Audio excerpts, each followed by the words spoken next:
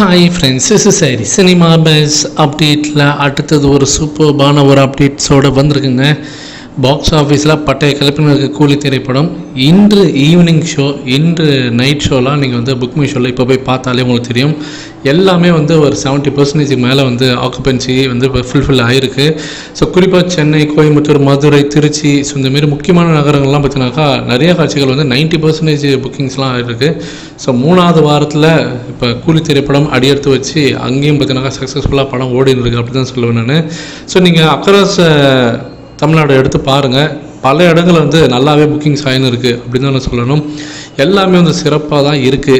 ஏன் அப்படின்னு நான் சொல்கிறேன்னா, இப்போ யுனைடெட் கிங்டமில், அதாவது இங்கிலாண்டில் இந்த படம் வந்து 3வது வாரத்துலேயும் எத்தனை தேட்டரில் ஓடுது, எந்தெந்த ஸ்க்ரீன்ஸில் இருக்குது, அவைலபிளாக இருக்குது அப்படின்றத அஃபிஷியலாகவே அந்த டிஸ்ட்ரிபியூட்டர் பார்த்தினாக்கா இப்போ வந்து ட்வீட் போட்டிருக்காங்க. அதில் தெலுங்கு வெர்ஷன் எதெல்லாம் தெலுங்கு வெர்ஷன், எதெல்லாம் ஹிந்தி வெர்ஷன், எதெல்லாம் வந்து நம்ம தமிழ் வெர்ஷன் சொல்லிட்டு தனியாகவே பிரித்து போட்டிருக்காங்க.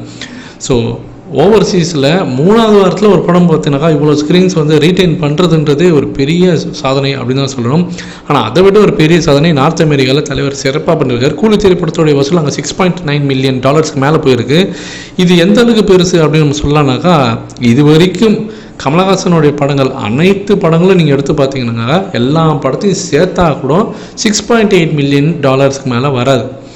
ஸோ அவர் நடித்து வெளியான அத்தனை படத்தோடைய வசூலையும் சேர்த்தா கூட லாஸ்ட் ஒரு 10 வருஷத்தில் எல்லா படத்தையும் சேருங்க. லாஸ்ட் ஒரு 10 வருஷத்தில் உத்தம வில்லனில் ஆரம்பித்து விஸ்வரூபத்தில் ஆரம்பிங்க.